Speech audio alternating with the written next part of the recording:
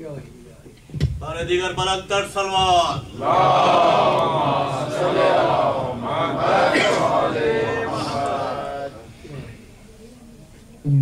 برستے تیر اور میت حسن کی برستے تیر اور میت حسن کی عجب حالت ہے زہرا کے چمن کی عجب حالت ہے زہرا کے چمن کی برستے تیر اور میت حسن کی ہے اتنے تیر تیرے تن پہ برسے ہے اتنے تیر تیرے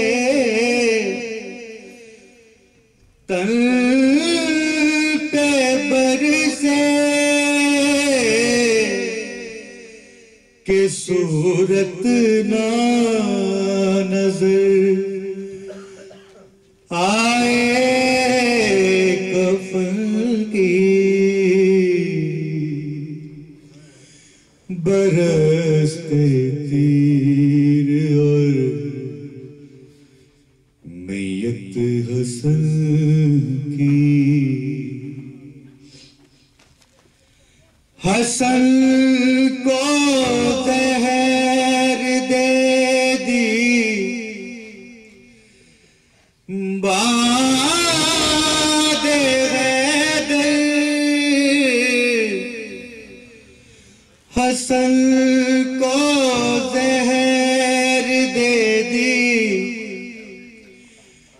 باد حیدر ہوئی تاخیر کے سی پنج تن کی ہوئی تاخیر کے سی پنج تن کی برستے تیر اور میت حسن کی عجب حالت ہے زہرا کے چمن کی عجب حالت ہے زہرا کے چمن کی برستے تیر اور میت حسن کی کہے شبیر تنہا ہو گیا ہوں کہے شبیر تنہا ہو گیا ہوں بہت یاد آئے گی بھائی حسن کی برستے تیر اور میت حسن کی ہے اتنے تیر تیرے تن پہ برسے، ہے اتنے تیر تیرے تن پہ برسے کہ صورت نہ نظر آئے کفن کی، برستے تیر اور میت غسل کی، برستے تیر اور میت حسن کی۔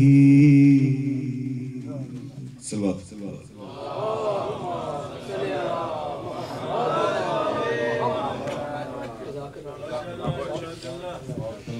مومنین، چند اعلانات آپ کی سماعتوں کی دوبارہ نظر ہیں کہ مورخہ 19 جنوری کو مومنات کا ایک پروگرام ہو رہا ہے، جناب سیدہ زینب سلام اللہ علیہ کے حوالے سے یوم زینب منایا جا رہا ہے در عباس پہ۔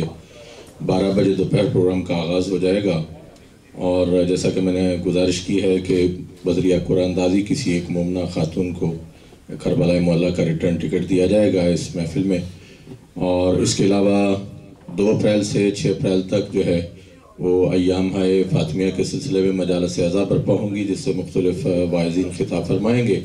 اور مورخہ 6 اپریل کو انشاءاللہ شب گریہ منعقد ہوگی در عباس پہ، جیسا کہ آپ احباب کے علم میں ہر سال ہوتی ہے، جناب سیدہ زہرا سلام اللہ علیہ کی شہادت کے حوالے سے۔ اور اس میں یونائٹڈ اسٹیٹس کی مختلف دیگر اسٹیٹ سے ماتمی انجمنیں اور نوحہ خان حضرات تشریف لائیں گے اور پرسہ دیں گے جناب امام صاحب الزمان کو ان کی جد کا محمد وآل محمد صلوات اللہ صلی علی محمد وآل محمد۔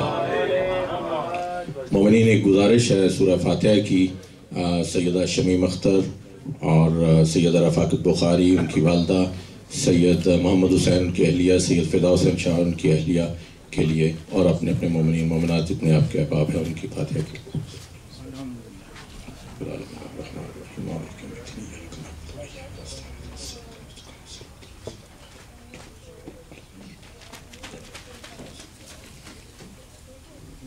عظمت محمد وآل محمد پہ بلند تر صلوات۔ درخواست گزار ہوں جناب حجت الاسلام قبلہ مولانا سید ہادی آپٹی صاحب سے کہ تشریف لائیں۔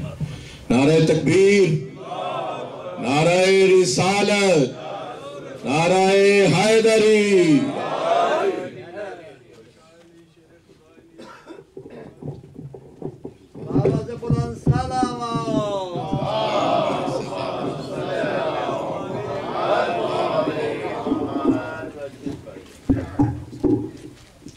رحم اللہ من قرأ الفاتحہ مع السلام۔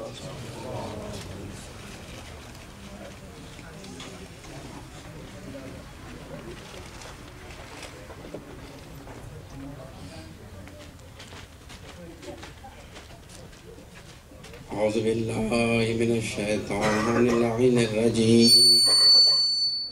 بسم اللہ الرحمن الرحیم، الحمد للہ رب العالمین، الحمد للہ الذی جعل الحمد مفتاح لذکرہ وخلق الاشیاء ناطقۃ بحمدہ وشکرہ، الحمد للہ الذی هدانا لهذا وما كنا لنهتدي لولا أن هدانا الله، لقد جاءت رسل ربنا بالحق، والصلاة والسلام على سيد الأولين والآخرين، أشرف الأنبياء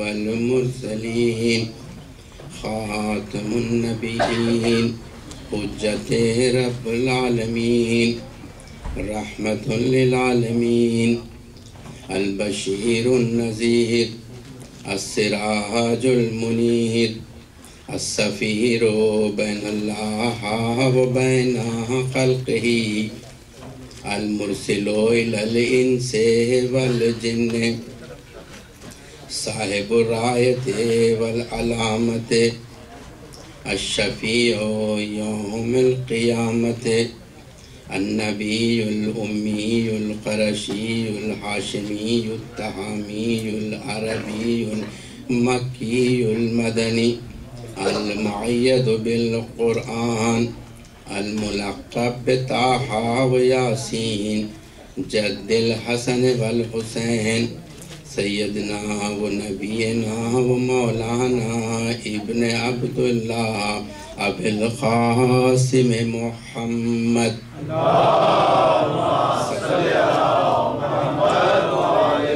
وعلى وصي رسوله سيد الوصيين إمام المتقين عصمة المؤمنين قدوة الصادقين وارث المنبئين يعصوا بالدين قائد الغر المحجلين باب الله الواسع عين الله الناظرة يد الله الباسطة أذن الله الواعية حكمة الله البالغة نعمة الله السابغة نعمة الله الدامغة قسيم الجنة والنار نعمة الله على الأبرار نعمة الله على الفجار ميزان الأعمال مقلب الأحوال سيف ذي الجلال والإكرام أسد الله الغالب غالب على كل غالب مطلوب كل طالب إمام المشارق والمغارب مظهر العجائب ومعدن الغرائب مولانا ومولى الكونين أبي الحسنين علي ابن أبي طالب وآله الطيبين الطاهرين المعصومين المظلومين ولعنة الله على أعدائهم أجمعين من الآن إلى قيام يوم الدين أما بعد فقد قال رسول الله صلى الله عليه وآله وسلم الحسن والحسين سيدا الشباب أهل الجنة ایک درود سارے محمد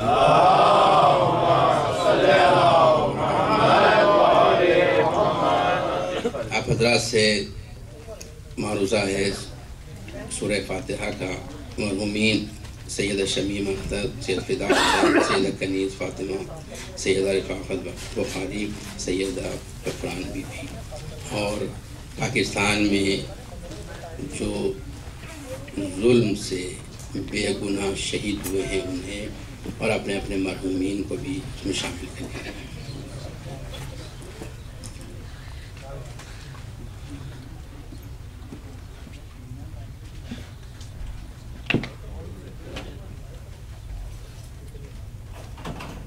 پروردگار اسے ہم ہدیہ کرتے ہیں پنجدن پاک کی روح کو اور اس کا جو ثواب ہو ان مرحومین کو اس سال ایک دوسرا محمد علیہ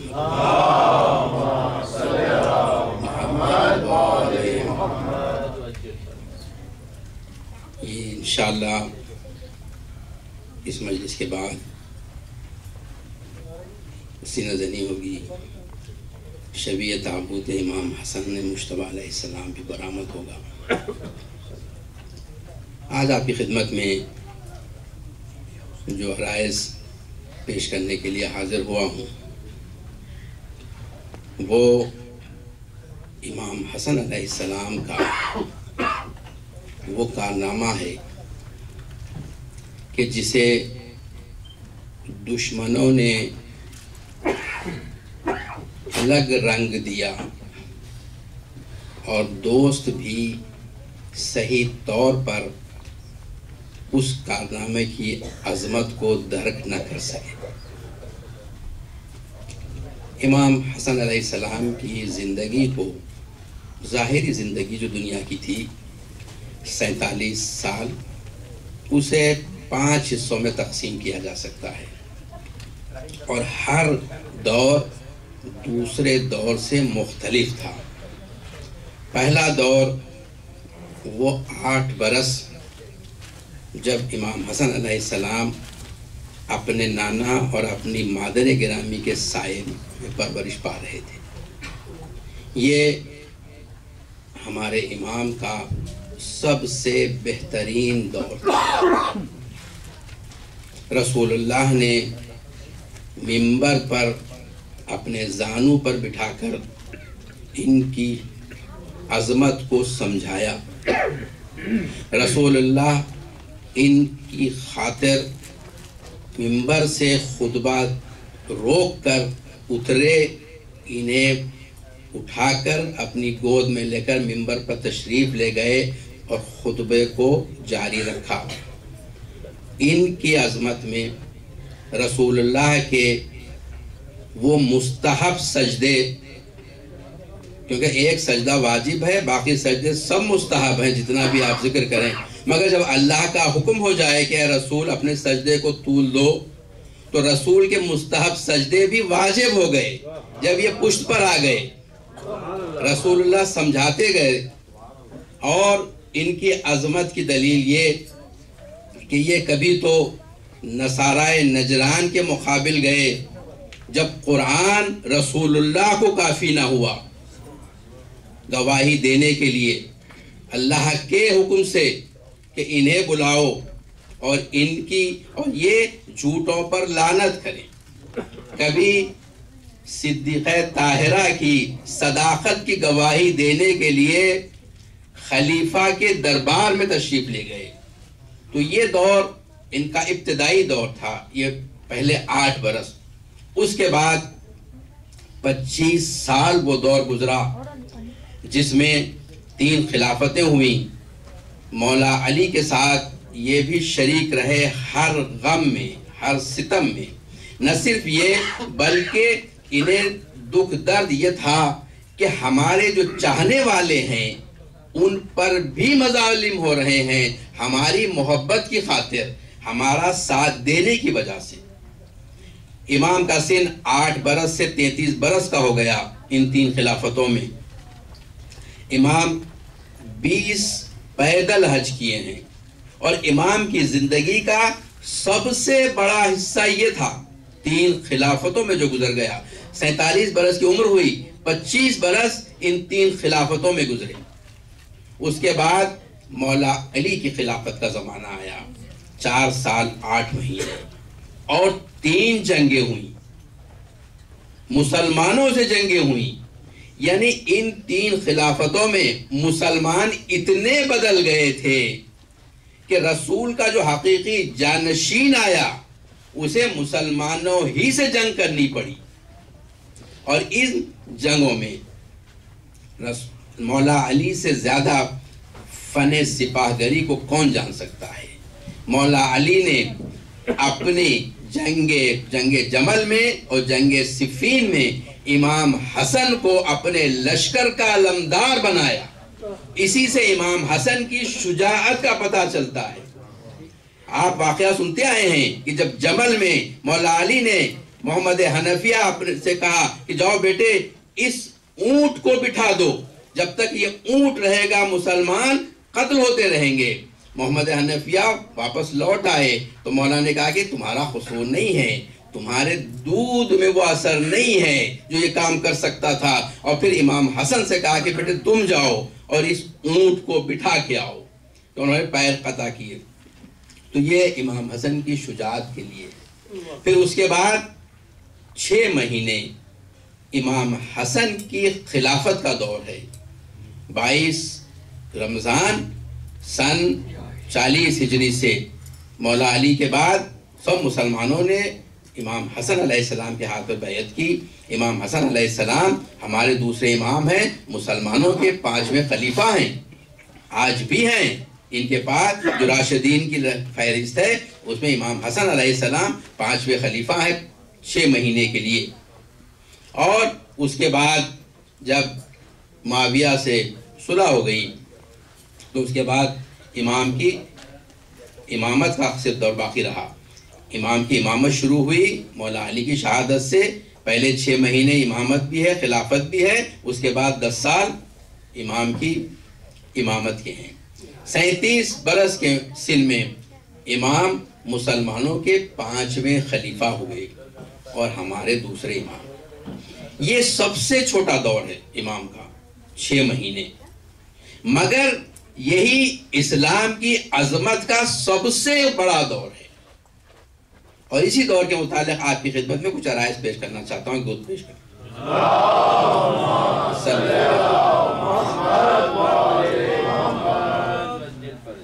جس وقت امام حسن علیہ السلام کی خلافت شروع ہوئی، اس وقت آپ جانتے ہیں کہ مولا علی کی شہادت ہوئی تھی، اور مولا علی کی شہادت کی وجہ سے جو فتنے سوئے ہوئے تھے وہ فتنے پھر سے بیدار ہو گئے. اور خود کوفے میں 4 دشمنوں کے بڑے بڑے گروہ تھے. پہلا گروہ بنی امیہ کا تھا. یہ بنی امیہ کے جو وہاں پر قبیلے تھے، ان قبیلوں کے سرداروں سے معاویہ ابن ابی سفیان کی راز کتابت تھی. ان سے اس کی بات چیت چل رہی تھی، ان سے خط و کتابت تھی، ان سے تعلق تھا. اور معاویہ اس انداز سے ان بنی امیہ کے قبیلوں کے سردار سے اپنا رابطہ رکھا ہوا تھا کہ دوسرے قبیلے کے سردار کو معلوم بھی نہیں تھا کہ اس کا رابطہ بھی شام کے بنی امیہ سے ہے. اس طریقے سے اس نے رابطہ رکھا تھا اور انہیں پیغام بھیج رہا تھا. اور پیغام یہ تھا کہ جو کوئی امام حسن علیہ السلام کو شہید کر دے اسے 1 لاکھ درہم دیے جائیں گے، لشکر کی سرداری دی جائے گی، اور معاویہ کی بیٹی سے اس کا عقد کیا جائے گا. لوگوں نے جواباً خط لکھے معاویہ کو کہ اگر تو لشکر لے کر آ جائے کوفے کے قریب تو ہم امام حسن کو فوج میں لے کے آئیں گے اور وہاں پر گرفتار کر کے اسیر کر کے تیرے حوالے کر دیں گے.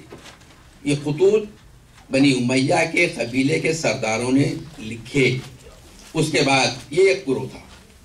دوسرا گروہ خوارج کا تھا جس سے مولا نے جنگ کی تھی نہروان میں. یہ جب آئے ہیں امام حسن علیہ السلام کے ہاتھ پر بیعت کرنے کے لیے تو انہوں نے پہلے تو یہ شرط رکھی کہ ہم آپ کے ہاتھ پر خلیفہ کے عنوان سے بیعت کریں گے بشرطے کہ آپ فوراً لشکر لے کر معاویہ کے خلاف جنگ کرنے کے لیے چلیے.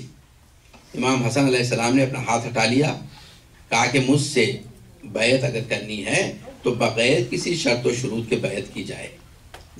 یہ وہاں سے اٹھ کر چلے گئے، امام حسین کی خدمت میں پہنچے اور امام حسین سے انہوں نے کہا کہ آپ کو ہم خلیفہ سمجھتے ہیں، آپ کے ہاتھ پر بیعت کرنا چاہتے ہیں، آپ کی بیعت ہم کرنا چاہتے ہیں. جب امام حسین نے انہیں پلٹا دیا، کہا کہ وہ میرا خلیفہ ہے، وہ میرا امام ہے، حسن میرا امام ہے، امام حسین نے فرمایا. تو جب یہ جواب انہوں نے سنا تو واپس آئے اور خوارج نے امام حسن علیہ السلام کے ہاتھ پر بیعت کی. تیسرا ایک گروہ تھا، ان کا نہ دین تھا نہ ایمان تھا، نہ انہیں اصول معلوم تھے نہ فروع معلوم تھے. ان کو تاریخ نے کہا ہے کہ یہ شک کرنے والوں کا گروہ تھا. ان کو کسی بات پر ان کو ایمان ہی نہیں آیا تھا. یہ منافق بھی تھے بلکہ کافر بھی تھے. ان میں مسلمان اپنے آپ کو کہلاتے تھے. یہ بھی دشمن گروپ تھا، یہ بھی کوفے میں تھا، ان کی تعداد بھی بہت تھی. اور چوتھا گروہ تھا جسے سرخ لوگوں کا گروہ کہا جاتا تھا. یہ پہلی دوسری تیسری خلافت میں جو حملے کیے ہیں اطراف کے ملکوں میں، وہاں سے غلام اور کنیز لائے تھے. یہ ان کی اولادیں تھیں اور ان میں 20,000 ایسے افراد تھے جو جنگ لڑنے کے لیے تیار تھے. اور یہ جو انہیں پیسہ دیتا یہ اس کے ساتھ ہو جاتے اور لڑنے کے لیے تیار تھے۔ یہ 4 گروہ کوفے میں تھے، البتہ مومنین کا گروہ بھی تھا، متقین کا گروہ بھی تھا، اور مولا کے چاہنے والے بھی تھے۔ یہ کوفے کا حال تھا، اور کوفے کے باہر حالات اس سے بدتر تھے۔ تو جب امام کی خلافت کا دور شروع ہوا، اس وقت معاویہ کو امام نے خط لکھا، جس طریقے سے مولا علی نے لکھا تھا کہ میں خلیفہ ہوں، میری اطاعت کرو۔ اب امام حسن علیہ السلام کا سن 37 برس کا ہے، اس کا سن 60 برس کا ہے۔ اس نے پھر وہی بات کہی جو مولا علی کے وقت میں ان دوسروں نے کہی تھی کہ تم ابھی سن میں کم ہو، ہم سن میں زیادہ ہیں، تو ہمارا حق زیادہ ہے خلافت کے لیے۔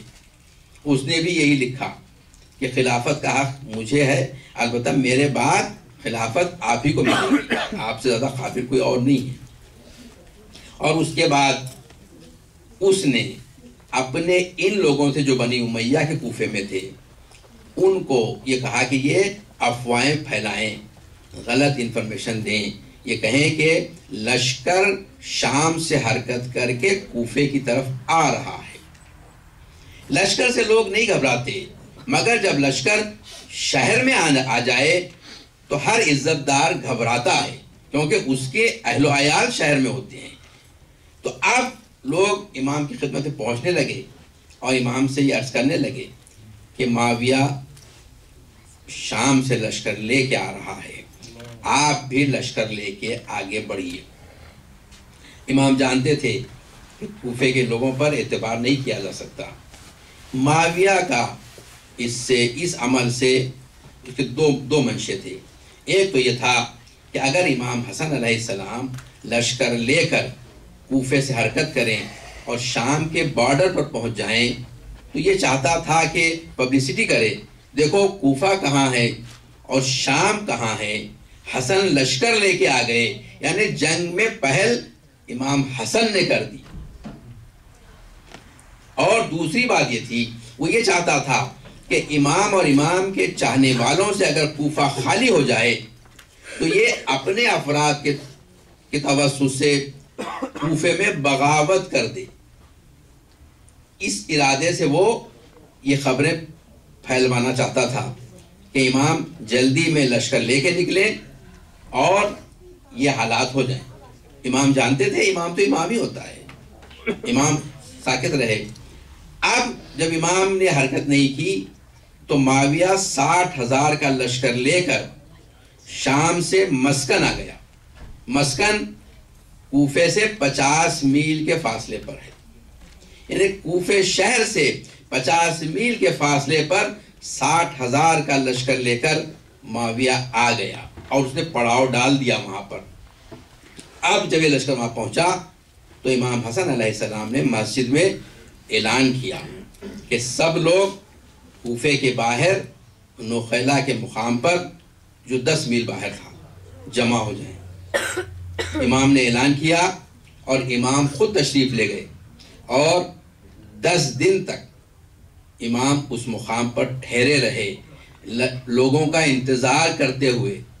صرف 4,000 افراد آئے، جبکہ بیت المال سے 40,000 فوجیوں کو بیت المال سے ملتا تھا۔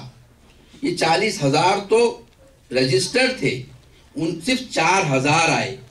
امام پھر لوٹے 10 دن بعد، امام نے پھر منادی کرائی، مسجد میں لوگوں کو جمع کرایا، مسجد کوفہ میں، پھر لوگوں سے کہا۔ اس کے بعد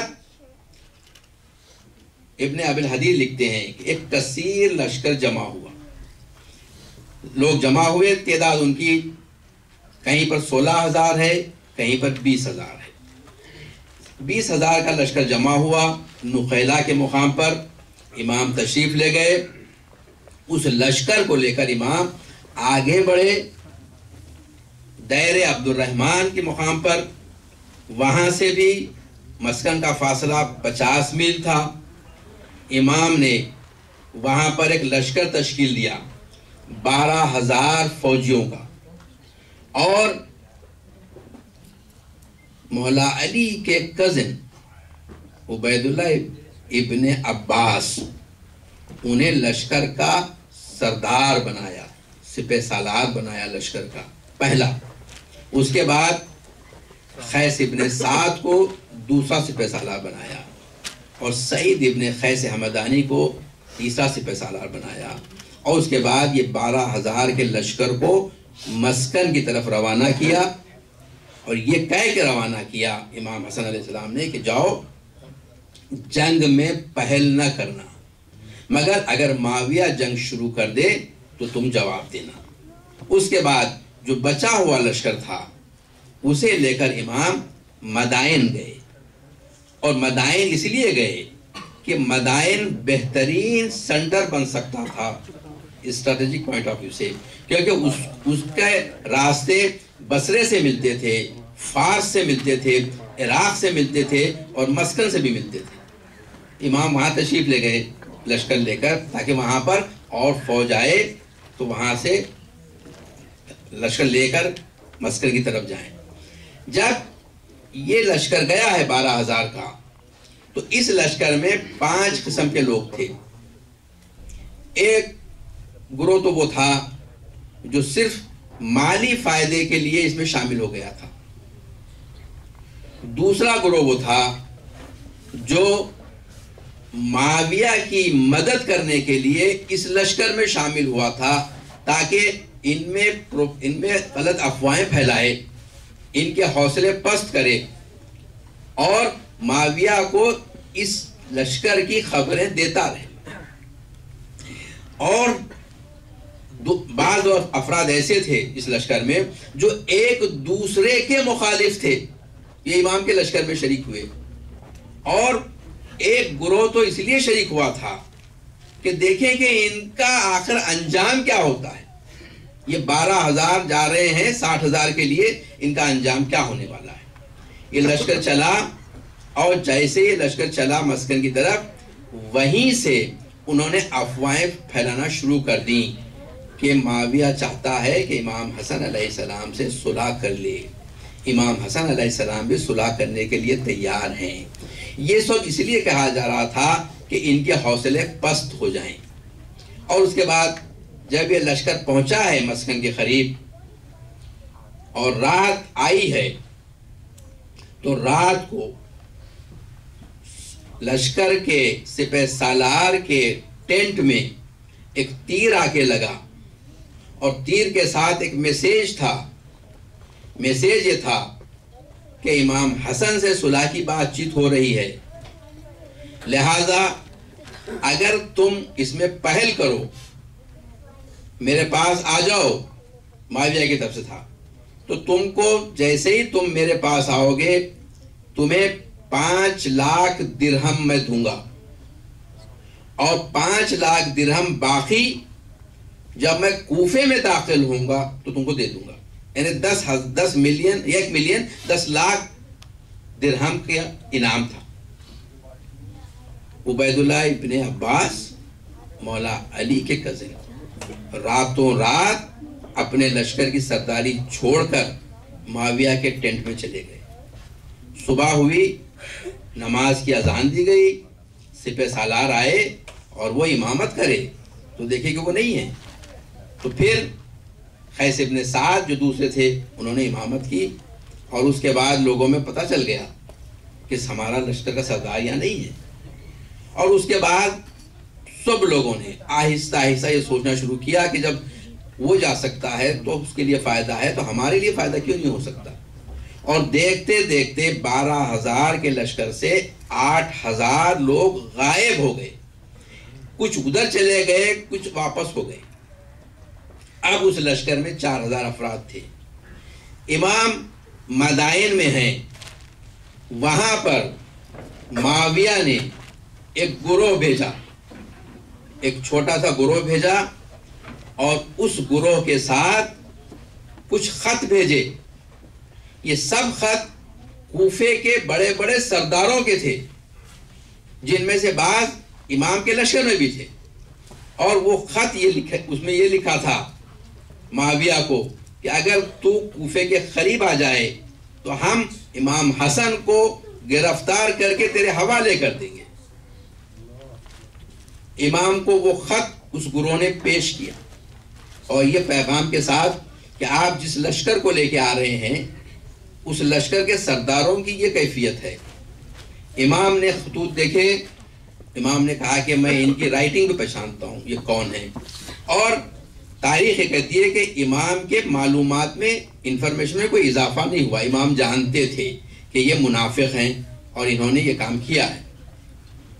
اس کے بعد اب جو امام مدائن میں تھے وہاں پر کچھ فوجی جمع ہو گئے تھے، وہاں پر ایک لشکر کی شکل ہو رہی تھی۔ اب یہ جو گروہ آیا تھا ان میں بعض افراد یہ تھے جن کو ایک کام دیا گیا تھا کہ وہاں پر رات میں گھومتے ہوئے جب رات خاموشی ہو جائے تو یہ کہتے ہوئے پھرنا کہ اللہ جزائے خیر دے فرزند رسول کو، اس نے صلح کی بات مان لی، تاکہ ان سب پر یہ محسوس ہو جائے کہ ہم صلح کی بات چیت کر رہے ہیں، ان کے حوصلے پست ہو جائیں، ان میں پھر لڑنے کا جذبہ باقی نہ رہے۔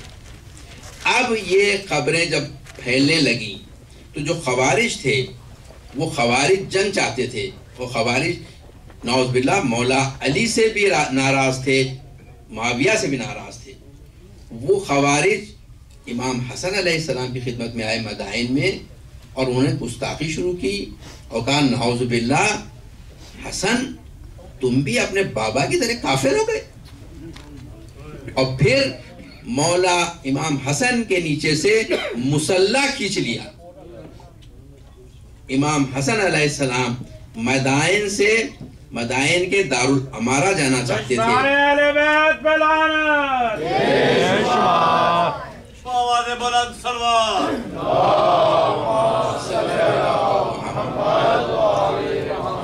امام حسن علیہ السلام مدائن کے دارالامارہ جانا چاہتے تھے، جہاں پر مختار کے چچا گورنر تھے امام کی طرف سے۔ امام وہاں کے لیے جانا چاہتے تھے، ایک خوارج چھپ کر اس نے امام حسن اپنی سواری پہ بیٹھے ہوئے تھے، اس نے امام حسن کی ران پر ایسے خنجر سے حملہ کیا کہ امام حسن کی ران میں خنجر داخل ہو گیا اور ہڈی تک پہنچ گیا۔ اس حالت میں امام وہاں سے دارالامارہ گئے، اور جب دارالامارہ میں تھے اب معاویہ نے 20,000 کا لشکر عبداللہ ابن عامر کی سرپرستی میں مدائن بھیج دیا۔ 20,000 کا لشکر مدائن بھیج دیا معاویہ نے، اور اس کے ساتھ ایک سادہ کاغذ بھیج دیا نیچے اپنی سیل لگا کر، یہ کہہ کے کہ میں چاہتا ہوں کہ آپ سے صلح کروں، اور یہ کاغذ آپ کے لیے بھیج رہا ہوں، جو شرط آپ چاہتے ہیں لکھیے، میں یہ شرط قبول کروں گا۔ اور اس نے پہلے ہی سادے کاغذ پر دستخط کر دیے اور یہ کاغذ بھیج دیا۔ امام کے پاس کاغذ پہنچا اس 20,000 کے لشکر کے ساتھ۔ امام نے لوگوں کو جمع کیا، اپنے لشکر کو، اور امام نے فرمایا کہ ہم کو یہ پیشنہاد ہمارے پاس آئی ہے، اس میں نہ سر بلندی ہے نہ انصاف ہے، یہ ہم سے صلح چاہتے ہیں اور یہ چاہتے ہیں کہ جو شرائط چاہو لکھ دو۔ امام جانتے تھے کہ وہ کسی شرط پر عمل نہیں کرے گا، اور اگر امام صلح کو ریجیکٹ کرنا چاہیں تو لوگوں میں غلط فہمی یہ ہو جائے گی کہ امام چاہتے ہیں حکومت کریں، اور لوگوں کو یہ پتہ نہیں ہے کہ معاویہ کوئی شرط قبول ہی نہیں کرنے والا ہے۔ لوگوں نے کہا کہ نہیں، ہم زندگی چاہتے ہیں، ہم حیات چاہتے ہیں۔ اب جب یہ حالات ہو گئے کہ لشکر کی حالت یہ ہو گئی کہ ان میں حوصلے نہیں ہے جنگ کرنے کے، سرداروں کی حالت یہ ہو گئی کہ وہ پیسوں کے لیے بک گئے۔ جو نیک افراد تھے، متقی پرہیزگار افراد تھے، وہ یہ دیکھ رہے تھے کہ اگر ہم لوگوں کو تیار کرنا چاہیں تو بھی اس لشکر کو ہم تیار نہیں کر سکتے۔ جب یہ حالات ہو گئے تو امام اس جنگ کو میدان سے دوسرے میدان میں لے گئے۔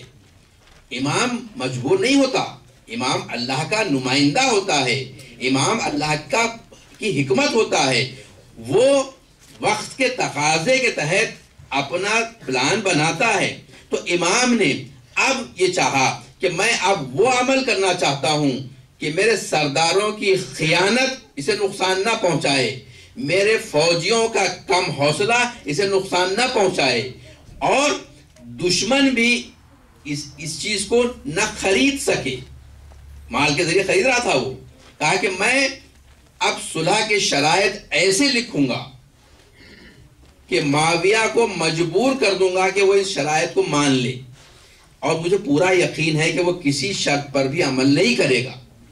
جیسے جیسے زمانہ گزرتا جائے گا، لوگوں کو معلوم ہوتا جائے گا کہ اس نے یہ باتیں منظور کر لی تھی، اس پر اس نے وعدہ کیا تھا، مگر کسی پر بھی یہ قائم نہیں رہا، تو لوگوں کے دل میں بھی معاویہ کے تعلق سے نفرت بڑھتی جائے گی۔ تو امام نے اس عنوان سے صلح کے شرائط لکھے، 6 شرطیں لکھی۔ پہلی شرط جو لکھی وہ یہ تھی کہ معاویہ کو حکومت دی جاتی ہے اس شرط پر کہ وہ قرآن، سنت اور شائستہ خلفاء کی سیرت پر عمل کرے، اور معاویہ کو یہ حق نہیں ہے کہ اپنے بعد خلافت یا حکومت کسی اور کو دے، یہ امام حسن کو لوٹا دی جائے گی۔ اگر امام حسن اس وقت زندہ نہ رہے تو امام حسین کو یہ حکومت لوٹا دی جائے گی۔ پھر اس کے بعد یہ تھا کہ مولا علی پر جو سب و شتم ہو رہا تھا وہ بند کیا جائے۔ پھر شرط یہ تھی کہ بیت المال سے وہ لوگ جو مولا علی کے لشکر میں تھے اور وہ شہید ہوئے تھے، ان کے جو اہل و عیال تھے، ان کے لیے بیت المال سے ان کے لیے مرتب ان کے خرچ کے لیے دیا جائے۔ یہ سب شرطیں امام نے لکھی تھی۔ اب سوال یہ ہے کہ معاویہ کیوں چاہتا تھا کہ صلح ہو جائے؟ معاویہ کا لشکر بڑا تھا، معاویہ کو اس کا غم نہیں تھا کہ مسلمان دیندار، ایماندار، متقی، پرہیزگار قتل ہوں، اسے اس قسم کا کسی کو نہیں تھا۔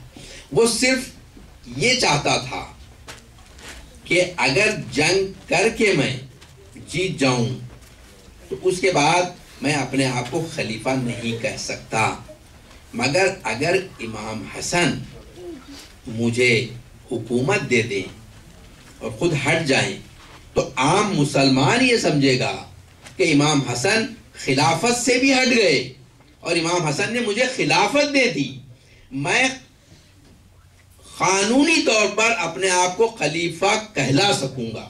وہ اس خواب و خیال میں تھا، اور اس لیے چاہتا تھا کہ اس قرارداد کے ذریعے، اس ایگریمنٹ کے ذریعے، تو امام نے صاف صاف لکھا کہ حکومت دی جاتی ہے، امام نے نہیں لکھا تجھے خلافت دی جاتی ہے، مگر یہ جانتا تھا کہ یہ اس کو الگ طریقے سے لوگوں میں یہ مشہور کرا دے گا کہ مجھے خلافت ملی ہے، اور اس کے بعد وہ اپنی اولاد کے لیے بھی اسے جاری کر سکتا ہے۔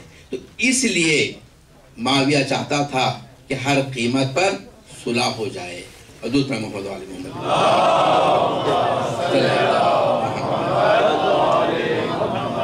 اور یہ صلح کے شرائط لکھے گئے، اس نے پہلے ہی دستخط کر دی تھی، اس کے بعد اس پر گواہ بھی لیے گئے، اور اس کے بعد جب یہ کوفے میں داخل ہوا اور مسجد کوفہ میں گیا معاویہ، تو اس نے لوگوں سے کہا کہ میرے جتنے شرائط ہیں وہ میرے پیر کے نیچے ہیں، اور میں نے اس لیے تم پر قبضہ نہیں کیا ہے کہ تمہیں نماز پڑھنے کی دعوت دوں، روزہ رکھنے کی دعوت دوں، حج کی دعوت دوں، یہ تو تم کرتے ہی ہیں، میں اس لیے تمہارا سردار بنا ہوں کہ میری اطاعت کرو، اگر میری اطاعت سے منہ موڑو گے تو پھر میری تلوار ہے۔ اور اسی وقت کوفے والوں کو معلوم ہو گیا کہ انہوں نے کتنی بڑی غلطی کی، اور امام حسن علیہ السلام کوفے سے سفر کر کے مدینہ پہنچے، اور امام مدینے میں گوشے کی زندگی بسر کر رہے تھے، خاموشی کی زندگی بسر کر رہے تھے۔ جو امام کو امام جانتا تھا وہ امام کا متقد تھا، اور مگر معاویہ مسلسل یہ چاہتا تھا کہ امام کو ختم کر دے، کیونکہ وہ اپنے لیے امام کو رکاوٹ سمجھتا تھا۔ کئی مرتبہ امام خود فرماتے ہیں کہ کئی مرتبہ امام کو زہر دیا گیا، مگر ہر دفعہ امام فرماتے ہیں اپنے بھائی امام حسین سے فرمایا، جب آخری مرتبہ زہر زیادہ نے دیا، کہا کہ مجھے پہلے بھی زہر دیا گیا ہے، تو جب بھی ہوا ہے میں روضے نانا کے روضے پر جا کر میں نے دعا کی ہے اور مجھے شفا ہو گئی ہے۔ یہ امام کی جو زوجہ تھی جادہ بنت اشعث ابن خیس، یہ اشعث ابن خیس دشمن آل رسول تھا۔ اشعث ابن خیس وہی ہے جو امام کے لشکر میں تھا، صفین میں، مولا علی کے لشکر میں تھے، صفین میں تھا یہ شخص اپنے قبیلے کے ساتھ۔ اور جس وقت یزید معاویہ کے لشکر نے قرآن بلند کیے ہیں یا جو کچھ بھی انہوں نے بلند کیا ہے پتھر اینٹ جزدانوں میں بھر کر، تو یہ شخص اپنے قبیلے کے افراد کے ساتھ مولا علی کے پاس پہنچا ہے اور اسی نے کہا ہے کہ علی فوراً مالک اشتر کو بلاؤ، اگر مالک اشتر نہ آئے تو تمہیں ہم قتل کر دیں گے، کیونکہ انہوں نے قرآن بلند کر لیا ہے۔ تو یہ اشعث ابن خیس ہے۔ جب ابن ملجم آیا ہے کوفہ مولا علی کو شہید کرنے کے لیے، تو اسی اشعث ابن خیس کا مہمان رہا ہے، اور اس کا بیٹا محمد ابن اشعث وہی تھا جس نے حضرت مسلم ابن عقیل کو، وہ جو 500 کا لشکر لے کے گئے ہیں حضرت مسلم ابن عقیل جس سے ہوئے، وہ اس کا بیٹا تھا۔ اور پھر یہ کربلا میں آیا، محمد ابن اشعث یہ کربلا میں آیا اور کربلا کے لشکر میں یہ تھا، اور اسی کی بہن ہے یہ جادہ بنت اشعث جو امام حسن علیہ السلام کی زوجیت میں تھی۔